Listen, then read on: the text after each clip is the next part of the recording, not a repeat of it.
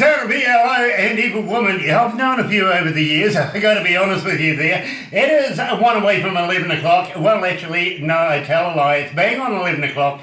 15 degrees downtown. Heading for a high today. 17 degrees. Not the best numbers, actually, are they? Friday, May 19th, and I'm absolutely privileged to be joined by future icon in the music industry here in New Zealand, being your New Zealand Music Month, Paul Marshall from Hangar18. Good morning, Paul. Good morning, how are you doing? Look, I am absolutely ecstatic to have you before me this morning, Paul. It really is nice to have a Kiwi in front of me. Normally we have Canadians, Americans, Australians, you know what I mean. And it is. I thank God for New Zealand Music Month, I really do, because it gives me a chance to be able to prestigiously welcome in our own talents and people like yourself as well. Now, I want you to tell me a bit about Hangar18. You have three floating, maybe four members of the band. Who are they? Well, main singer and guitarist is a great guy called Ian Black, so he takes the frontman duties. And then on bass guitar and backing vocals, we've got Andrew Featherstone. And then obviously myself, drummer, sometimes backing vocals. Yeah, you know, now I say this to almost every band, that the drummer is the hardest working member of the band. Now, always the drummer agrees. Always. Thank you.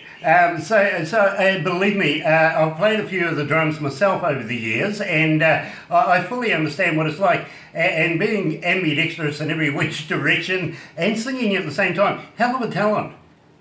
I think it, yes. A lot of drummers are the backbone of the bands these days. I mean, obviously Foo Fighters and people like that, and even back in my era, sort of in my very younger days. But Stuart Copeland from the Police, you know, great driving force in that band as well. So absolutely, us drummers do the part. Yep, and believe me, I can't disagree with you there. I really can't.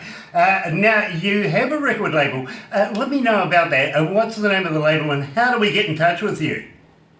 The record label is called Do It Records, so D-O-I-T Records. And you can find them online. It's through the management company, which is also Do It Management, so doitmanagement.com. That's where you find the record label, and there's a plethora of our artists on there, some classics from, you know, Tina Turner and Alice Cooper, believe it or not, who's coming to New Zealand soon, all the way through to our band and a lot of modern stuff on there as well, so it's worth checking out. Very cool. In fact, I really want to get in touch with Alice Cooper. He did a show.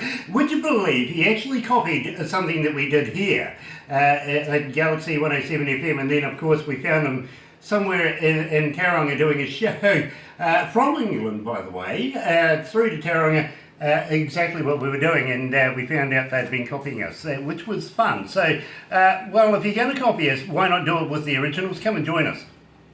Sounds like fun. Yeah, absolutely, absolutely. And we ourselves, now that we're going to be getting you into the magazine with Hangar18, and I want to talk to you a little bit about the magazine as well as we progress through it, because the manager there wants to tour bands to New Zealand, and we think that we can comfortably fit you guys in with the tour that we're going to be bringing to New Zealand, because we absolutely love Hangar18, we really do. And you're going to be playing with Everclear very, very shortly. Tell me about that. It's not actually announced yet, but oops. That's okay. It's a first here on Galaxy, so there you go. You heard it here, world exclusive. So yes, Everclear are coming back to New Zealand on the Saturday, 7th of October this year, playing at the Power Station in Auckland. And yeah, Hangar18 will be there as well. You know, I do apologise. I didn't realise that it was under secret scrutiny, but that's fine. But I got a big mouth. That's what I do for a living anyway, so I can get away with it. I can trip over my own tongue. But I'm looking forward to it. In fact, I'm going to hit you up for some tickets to go along and have a look at the show ourselves, because believe me, we are big fans of both you and Everclear. We play both here at Galaxy. Anyway, I want to talk to you. I tell you what, you know, I've been so eager. I actually haven't done the intros or the or the ads. So what I'm going to do, I better pay the bills, right? I'll get this out of the way. Then I'm going to talk to you about Alien Spies. I'm kind of intrigued by this. This is a good track. It really is. So let's get the ads out of the way, and we'll be right back. Galaxy.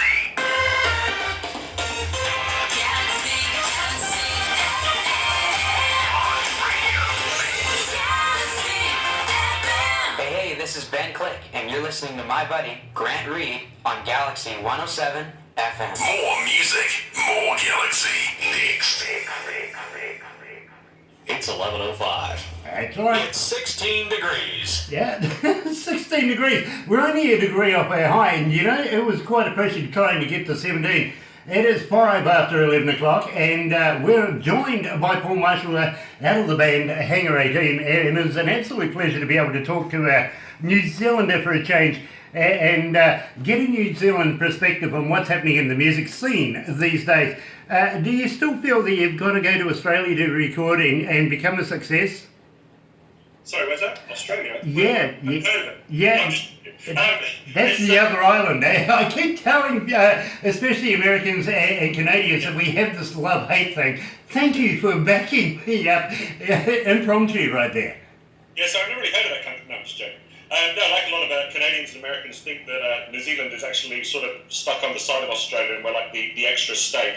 It's not true, just for the listeners. We are a completely separate country with a little bit of water in between us. But no, I mean, traditionally, a lot of bands from New Zealand obviously been over to Australia because it's the closest market, you know, cheaper flights and whatever, and it's sort of our neighbours, so it makes sense too. Originally with Hangar18, actually, not to snob the Australians, but we did something completely different.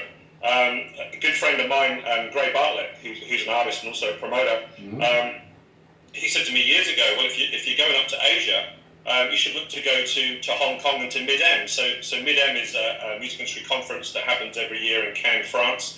It used to happen in Asia as well back in our day. So we basically shot up to Hong Kong, and we just went up with an EP the first time and met a few people, and I managed to hustle us onto the Channel V, which is a massive TV station up there, music TV station that rivals MTV, and we got on that, and we got our single away up there, and things just started to happen. So we're really focused on Asia. Hence, with our upcoming tour that we're doing New Zealand, Philippines, China, Hong Kong, etc.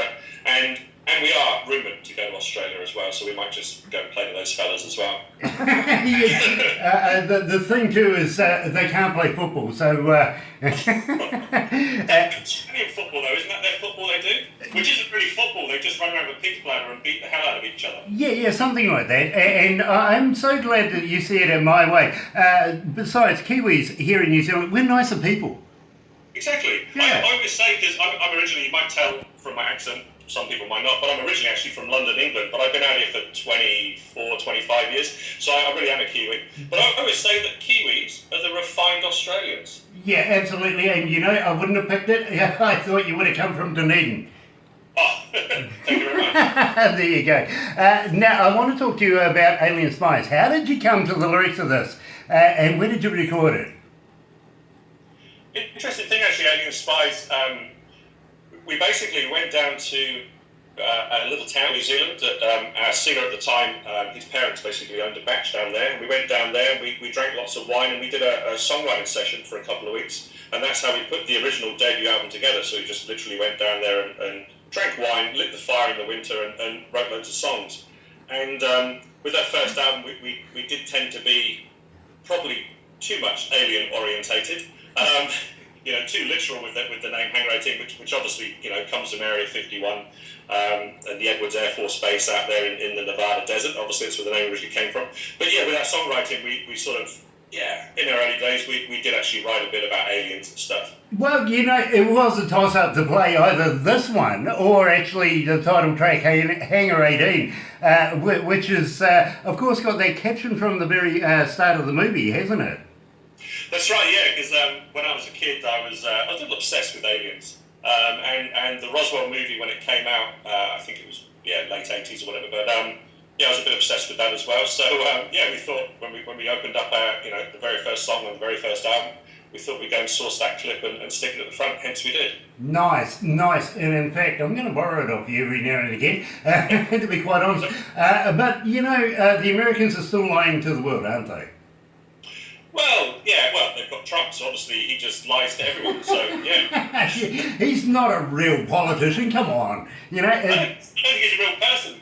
I think he's just a mechanical made puppet that's, it's a real Trump like nothing. Really that stupid. Are you saying that they've reinvented Max Headroom? Yeah, Max Headroom. Trump. That's what it is. There you go. I fully agree with you, I do. So anyway, being right here at Galaxy 107 FM, let's play Only in Spies. Here's Hangar 18.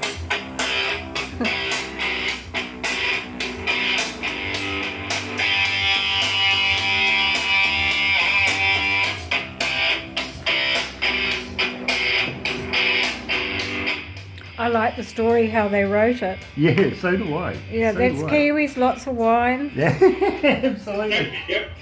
I forgot to say, actually, we're on a vineyard. Oh, okay. We're on a vineyard drinking wine, and we just basically lit the fire every morning, sort of sobered up a bit, had a bit of breakfast, and then we start writing songs. And just after lunchtime, we get the red wine out and hit a few glasses. And, I can imagine. As you do. Songs. As you do. Yes. Yeah, absolutely. I'm going to ask you about, now that you've finished basically doing your recording sessions, winter's pretty much coming on. Well, as you're finishing your touring and everything, you'll be planning on getting back into the studios, maybe coming up with a new album or anything? Yeah, we're going to our lovely friends across the ditch. We're going to Australia in July. Oh, no. So we're actually recording in Australia, so we like the Aussies, really. Yeah. We're going to Australia recording in Brisbane with Steve James. Oh, okay. Who produced our first single, I Don't Know Why. And he's actually, I don't know if you know, but he's the son of Sid James. I don't remember Sid James, the comedian from the Carry On films in the UK. Yeah, I do. So, I do. That's actually quite a tragic story of Sid James, wasn't it? yeah, I used to like watching that, tragic right? guy. Yeah, absolutely. It was funny. I do remember it. Well done. And Greg Bartlett, well, he's been up here. He's a good friend of ours up here. So you're in good company there, you've got to be honest. Well, he's signed to my label for his back catalogue. Nice. So actually, because he didn't have anyone like, believe it or not, all the major labels here, and we're going back sort of 5-6 years, they weren't actually that active in digital releases around the globe.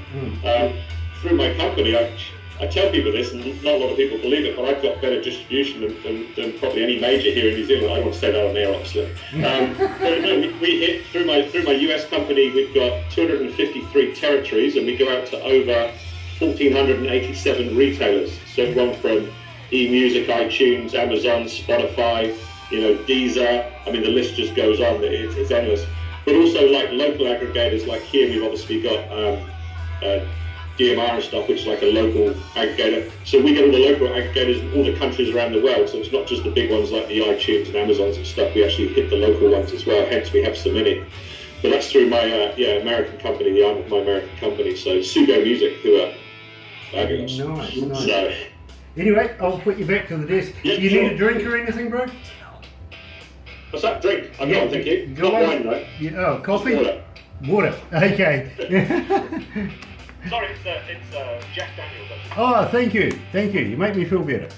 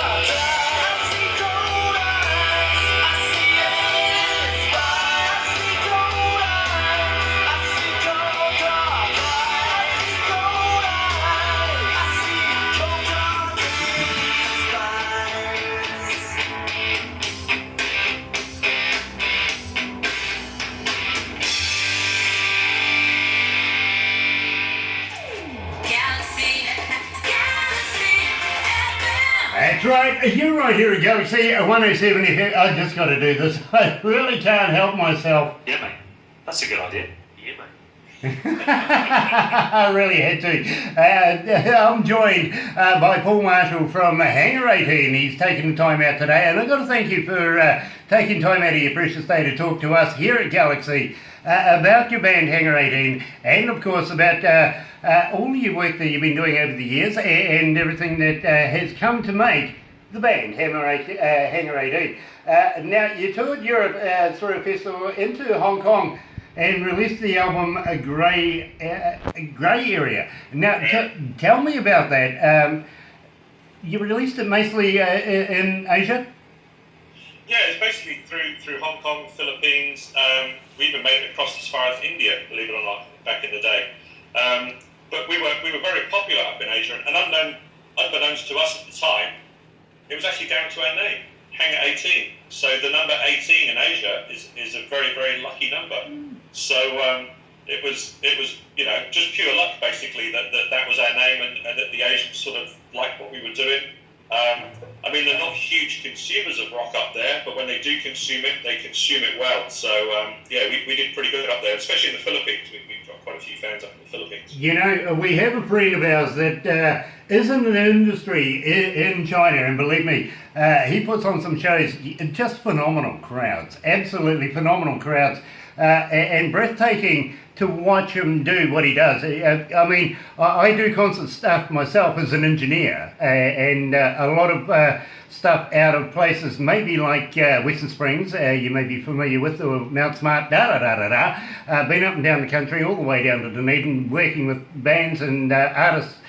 But to have a look at what he does in China, it's just jaw-dropping. It really is. Even an education for me to be able to work with crowds that are just unreal. It's just unreal. And maybe we might be able to hook you guys up together, because we would like to be able to see you work with this guy. He's absolutely brilliant. He really is. He knows his stuff. And besides, I think a friend of the family of Barbara's place anyway, so she's got a finger in that pie anyway. So it's a good thing. Now, I want to talk to you about The Leopard. Now, how did you come to doing the lyrics for that? Most of our songs on the first album we actually wrote as a three-piece, and we wrote them together. Hence, it was really a mishmash of all of us. So one of the guys would come up with one line, I'd come up with a line, the bass player would come up with a line, the singer would come up with a line, and then we generally sort of would mash it all together, and then look at the song and go, what's the overall theme? What are we trying to say here? What's this about? Is there a subject matter from all our gobbledygook lines that we've all just thrown together? And then we basically go through one by one and pick the best lines, and it was really a collaborative album, the first album. I understand how that's done. It's basically like Chinese whispers, isn't it? A bit like that, yes. Yeah, it's keeping the Chinese theme going. Anyway, you're right here at Galaxy 107 FM. Here's The Leopard with Hangar18.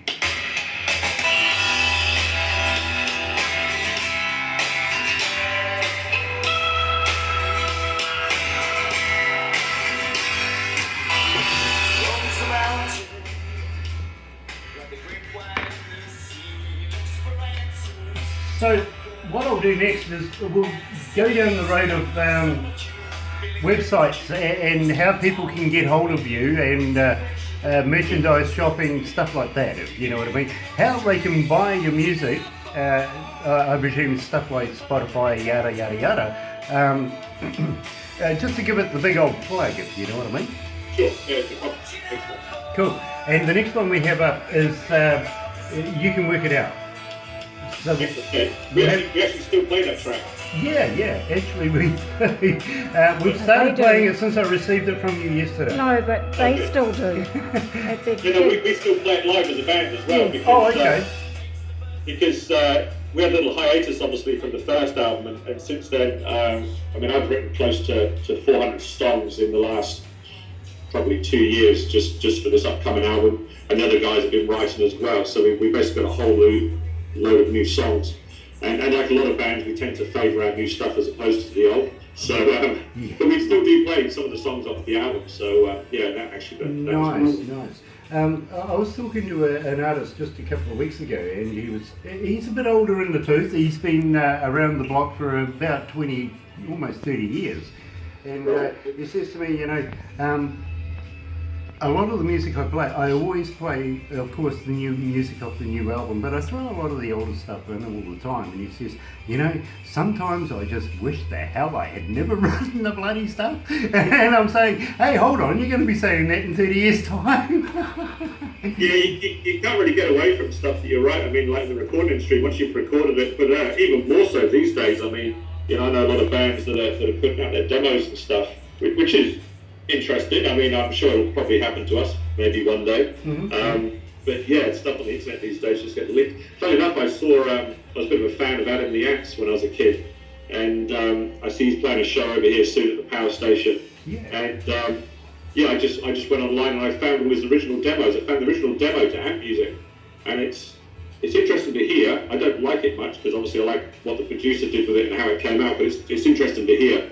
But even people like that these days, obviously somehow that's leaked onto the internet. So yeah, it's a different world. It is. It really is. Indeed. Anyway, we'll go back to the desk. Okie dokie.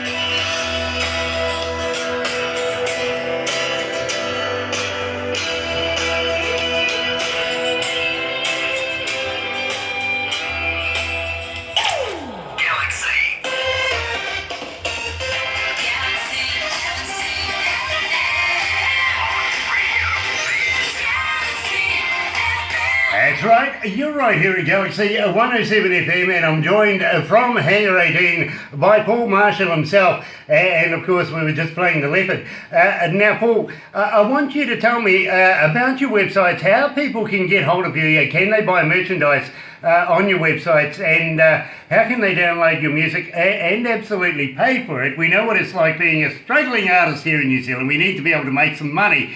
So how would you like to give us a shameless plug? Well, I won't be too shameless, but yeah, the original album, Grey Area, is available on iTunes, Amazon Music, eMusic. Wherever you live in the world, just go to your local retail store and it'll be there, basically. Digital retail store, that is. The new single we got coming out, we'll talk about it a bit later, but the new single isn't out yet. It should be out in 2 weeks' time. We're looking to release it, so you're having it here on Galaxy as a very first, probably a world first for you guys. We've got a music video for that, which we haven't released yet. We've completed, but that will come out in a couple of weeks as well. But generally, just like everything else, Google us. Just do Hangar18 NZ. That's the best way to Google us. You'll see us on Facebook, on Twitter, and we have a .com coming, a new .com. So that should be up and running in time for the new single release in a couple of weeks. And on there, you'll be able to buy. We've got a couple of T-shirts that we've made on there, and it'll give us all the tour dates and everything else. We'll talk about that a bit later as well. We're going to tour. Very, very cool, and it's nice to know that you've got T-shirts and stuff like that, because I was actually going to hit you up a little later on down through the interview of this for some merchandise and maybe some CDs or something, so that we can give them away to some of our listeners, because believe me, I know you're going to make a huge impact in the music industry here at Galaxy anyway with our listeners, because it's already started to happen. It really has. I'm getting information all across the board. People are looking at me, giving me sign language, and they want to know, Paul, what's your married status? Well, what's your marital status? Because apparently Lisa from Adelaide, wants to know. I'm happily married, thank you very much, and I have 2 young children. I've got a 2.5-year-old daughter and a 7-year-old daughter. You know, it's always nice to be able to talk to somebody who says, hey, listen, I'm happily married. Now, how does the wife feel about you being the super rock star here in New Zealand and allowing you to go around the world and show your wares to maybe some other ladies? Well, it's an interesting question, because in 2010, I had a big focus with my business, my record label in the US, and I was going to move to Los Angeles. And actually, I've been working up there for 6 months with a lot of people I know and people I've worked with in the past. And my wife come up with my first child, and she's a Kiwi, born and bred, and she didn't like LA at all. Partly my fault, I got to say, because we landed and I just carried on working. I literally just shoved my wife and baby in the car and drove up to Warner Music and said, I'll be an hour and a half, there's a cafe over there, I'll see you soon. I didn't really give her a lot of attention at the time, and of course she felt a bit out of place with the new baby and stuff, so it didn't work out. But luckily out of that, my wife said to me that, free to go anywhere in the world, travel where I want to make my business, what it is today, and also with my band to travel and do what I need to do, as long as she can live in New Zealand with the kids. Yeah. So that's the deal that we struck, and it's still in place today. So it's great. I get to travel, and in fact, last year I spent another nearly 6 months of last year away in the UK and the US on business. I understand that. And first of all, I got to congratulate you in good taste of choosing a New Zealand lady. Secondly, I understand your wife's point of view too. I've been to New York a number of times now. I just hate getting in a cab and spending $50 to go 2 blocks in 5 hours.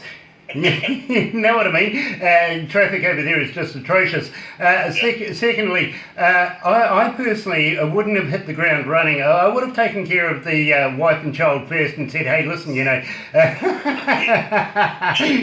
telling me off live on air now? Come on. Yeah, just a little. Just a little. He's probably rightly so. But anyway. But, I kind of figure it's worked out in your favour.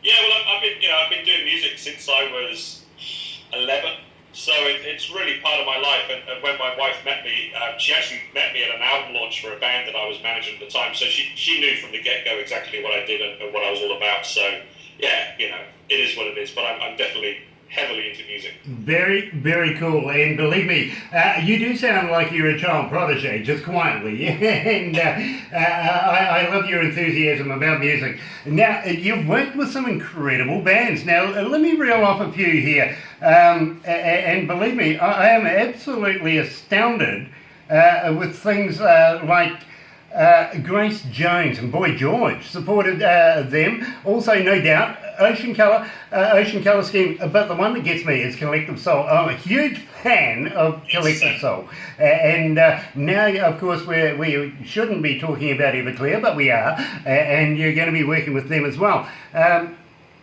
Wouldn't mind introducing you to a few bands that we want to bring here to New Zealand, and maybe even be able to get you hooked up with the same bands over in the United States. Believe me, you're going to fit in just like a hand in a glove.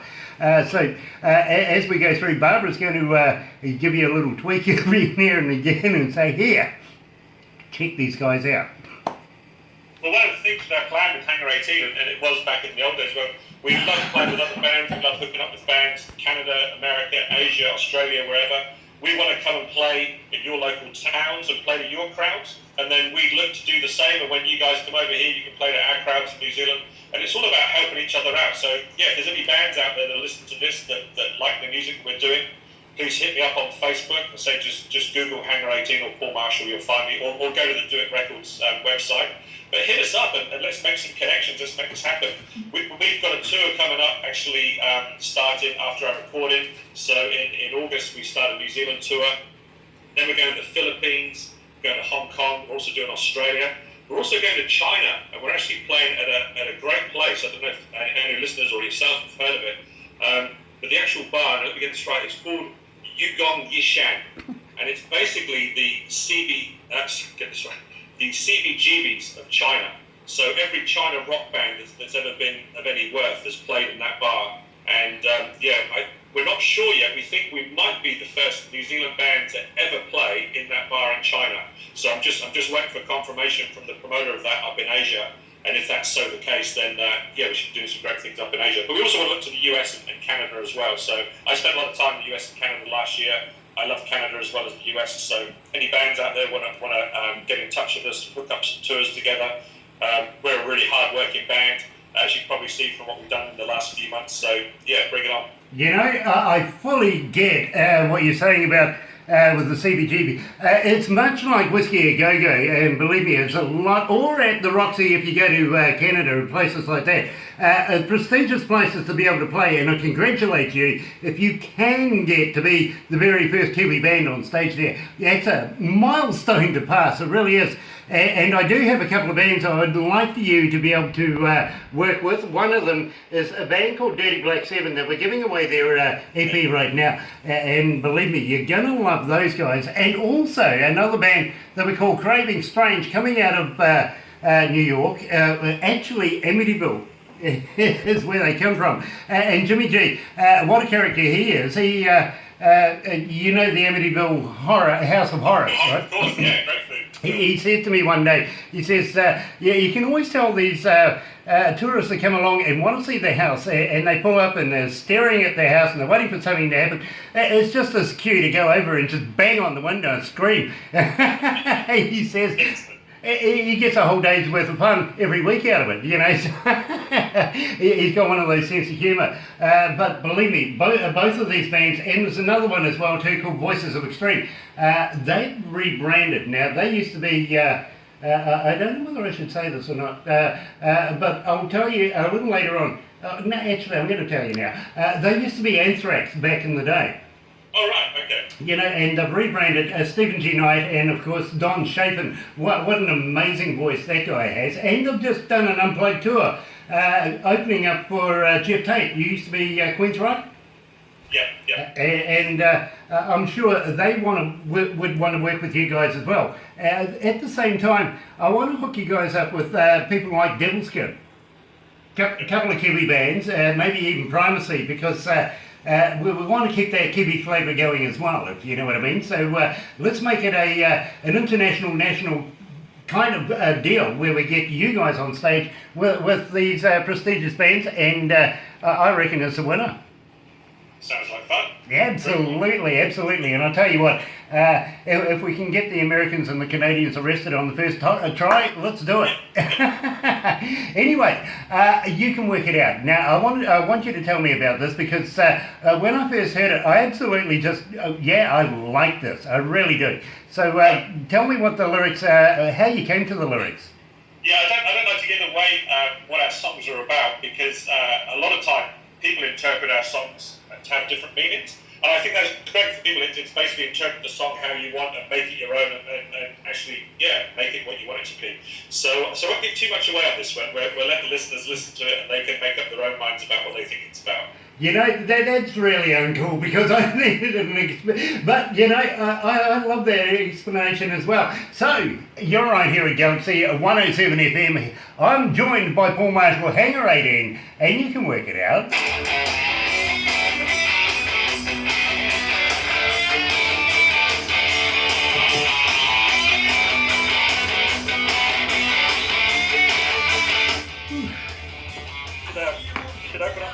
To see if anyone emails in there has worked it out what it's about. Well, we have people that are trawling all of the medias right now, so believe me, somebody's going to be in front of an email going, okay. I think it's about this they're going to go. I think it's about this. It's always interesting. Exactly. Because We can all interpret believe me, the staff are out there differently. busily working away. So. Yeah, we interpret things differently. Well, we all do, really, don't we? And I like that escape. It was a good answer. Thank you. So, okay, we're at the pinnacle now where we go through IDKY. Yes. And at the same time, I really want to thank you, my friend, for taking the time out today to talk to us. Thank you guys. It's a privilege to be here. And I'd really like to be able to keep in contact, keep the name Hangar18 going as much as possible. And I know that we're just going to get shitloads of requests for you guys. I know it. Actually, something I was going to ask, because we're in the studio in Australia in July, as I said. Can you send me, have you got one station ID? Have you got a couple of, because I just heard you've been playing it. It's like your station ID, Galaxy, you know. Can you send me a couple of snippets? We might make a rock one for you guys. How about that? We go to the studio, let's make a rock thing. Yeah, I can send those. You can have a Absolutely. favourite station ID if that's cool. If you don't have to play it, we'll make it up for you and see how it comes out like. And Well, strangely enough, I was actually going to ask you if you do us some stingers so that we can add you in there, because believe me, we love as much attention as anybody, especially from noted bands like yourselves. Let's go back to the desk.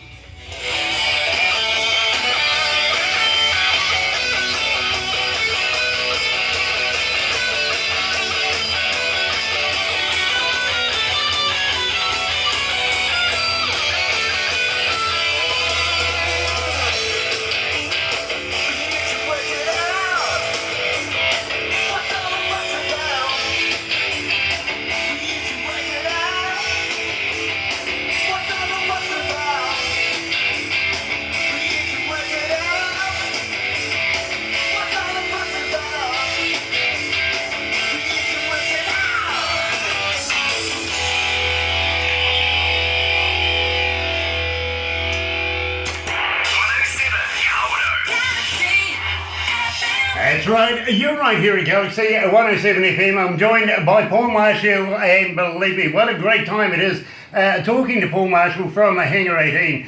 And I was just about to ask him about putting in a little bit of effort for us and making a stinger or two, and then he happened to just go ahead and preempt us and say, hey, listen, this is what I want to do. So all I got to say there is... Yeah, mate. That's a good idea. Yeah, mate. There you go. Yeah, mate. That's a great idea. I like it. Absolutely. And I'm going to use that too, by the way. Cool, I appreciate it. That's great. I love it. Now, we're heading to the pinnacle of why we're doing this, because we want to promote all your new stuff as much as possible as well. And you're going to give us a world premiere. I know this, and I'm looking forward to this. This is exciting for us here at Galaxy. But I want you to tell me about IDK why, or I don't know why. Tell me all about this. Yeah, this is interesting. Obviously, we've had a bit of a hiatus with the band from the first album. There's been several years in between. We'll just leave it at that. But with the new band getting together, it's still myself and Andrew, original bass player and drummer, but Ian is our new singer guitarist. We've been jamming away, obviously, and writing new stuff together. And then we talked about having a fourth member. So I mentioned the fact, how about we look at somebody like Jason Kerrison, who the viewers here will know, obviously, from Opshop and Babysitter Circus. So contacted Jason and said, hey, do you want to go out for a jam? And he did a few times, and he co-wrote the song with us. He came up with some good hooks to it and some lyric lines. And we went in the studio and did a demo of it with actually Jason singing all the lyrics to start with, as well as our singer, and then jamming between the two.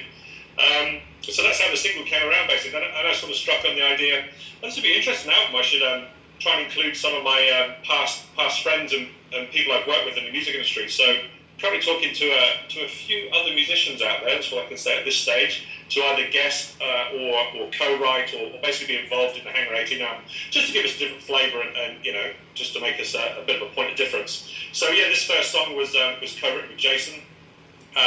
We then had it produced by an Australian guy, so Steve James, who's actually the son of Sid James, the famous UK comedian.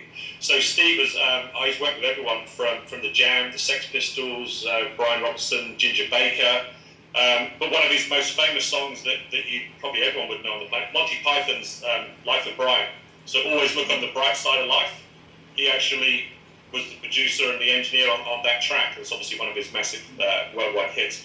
He's also these days been working with Weather and quite a few Australian bands as well, good bands over there. So we're going over to Australia in July to record the rest of the album, so we're going over to Brisbane. So yeah, it's going to be interesting, but basically I don't know why was a co-write with Jason Kerrison. You know, that is a very, very talented man, and what a huge list of credentials he's got. By the way, do you realise that Chris Cornell passed away last night? I saw that actually on I was watching Breakfast News and I saw it flash up underneath. I was going to look at that. They rated it as a suicide, but I haven't actually looked into it yet myself. But yeah, it's pretty sad. Yeah, exactly. And of course, he came off stage, went back to the motel, and he also did a very strange thing. while he was on stage, he sang a death song from Led Zepp, and I'm not going to mention the name of the song, but which is out of character for him at the same time. So maybe somebody, or maybe we should have been reading between the lines with that one. You never know about people, though, do you? So it's a sad passing for that. And I know you're not going to be doing it anytime soon, so we don't need to worry there. But at the same time, it is a concern that we're losing a lot of our iconic artists from all around the world. So it is great that you're considering going back and re-enthusing yourself with some of the past musicians you've been with, because you never know. You just never know, do you? Just never know, and you don't know how long they're going to be around for either. Yeah. I think Chris must have had some demons, and a lot of people don't understand the music industry as such, especially at the higher levels. You know, people always think it's sex, drugs, and rock and roll, whatever. But there's a lot of demons. You know, it's a really stressful, hard job. A lot of people don't realise that. You know, being stuck inside a hotel room every day, or inside a plane or a bus or whatever, and being hounded by people, it's yeah, you know, there's some downsides to being famous as well. That's one of the things I love about New Zealand. You could walk around as an extremely famous person here. Not that I'm saying that I am, of course, but I'm saying other people could walk around. I've been walking around with extremely famous people, obviously. No one cares here. They're just, oh, are you so-and-so? Hi, nice to meet you. And it's just great. You know, there's not the mob mentality here. So that's why I always will have my home as New Zealand, because it's just a great place to live, and it's got great people here. Absolutely, and I don't know that, I suppose you can still go shopping with a little anonymity, but I think you're going to find that that's going to wane off at some stage too, because people are going to recognise you everywhere, especially when we get you in the Crank It Up magazine, you know. I take it you're still living in Hamilton right now? No, so I'm in Auckland. So I'm in Auckland. I'm actually in Orewa, right by the beach. I love surfing. Yes. So when the surf's up, I'm down there. You see that? We've got you pinned down now. The rest of the world knows exactly where to go and who to look for. Very, very shortly, they'll be looking at you in the magazine going, right, this is it. We'll keep an eye out. You know, these really strange people with binoculars will be hanging around you all over the place. Yeah. Oh, yes. Yeah. Oh, just don't wear a trench coat. It might be a bit Good weird. advice. Thank you. Good advice. It might be a bit weird having fans along with binoculars and you're in a trench coat. Interesting. You could write a song about that. The things that the things the DJ suggests not to do. Anyway, my friend, let's play IDKY, and then I'm going to have a little chat to you about what your plans are forthcoming. Of course, we're looking at getting you back into the studio. Winter's coming along, and seeing where we're going to head from there. But right now, you're right here at Galaxy 107 FM. Here's IDKY.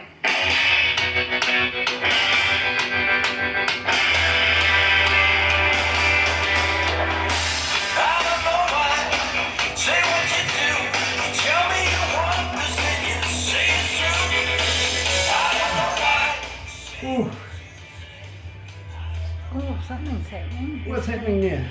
It disappeared. It's connection. Wouldn't wait for me to get my glasses on. So, thank you so much for taking the time out to talk to us, my friend. I'm intrigued with the photo behind you. Is that Mum and Dad back in the day?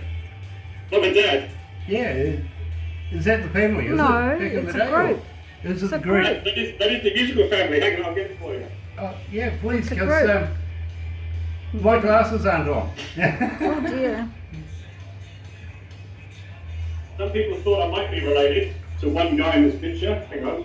Let's get the chair out of the way. It's the Oh, Beatles. it's the bloody Beatles. Of course it is. Look at the hairstyles and the clothes they got on. Yeah, exactly. Yes. Exactly, aren't they? That's Particularly incredible. George Harrison's. Yeah, exactly. Brilliant. But It is brilliant. My wife actually found that in a charity shop and bought it for me for just $20 up in Mungawai. Mate, what a Wow. steal. In the frame and everything. So it's the original poster from back in the day. It's amazing. So, I'll see it on Trade Me one day, will I? no. That'll get out to my kids probably. They might put it on Trade Me, so you have to wait a few years. Believe me, I won't be around then. Anyway, let's go back to the desk. We'll wrap this up, but I've really got to thank you very much for taking the time out, bro. I really appreciate it. It's a privilege to be working with you guys. Absolutely.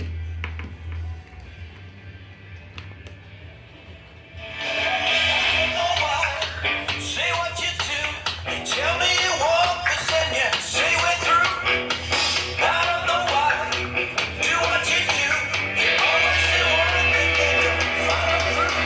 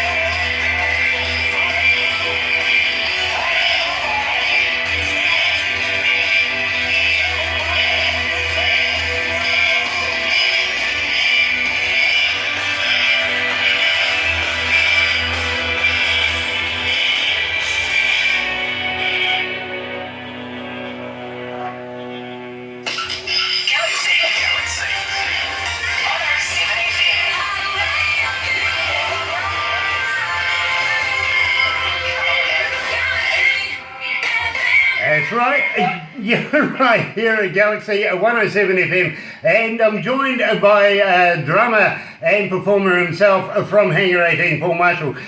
Future, well, I think he's going to be a future legend here in New Zealand anyway, an iconic band, that's for sure.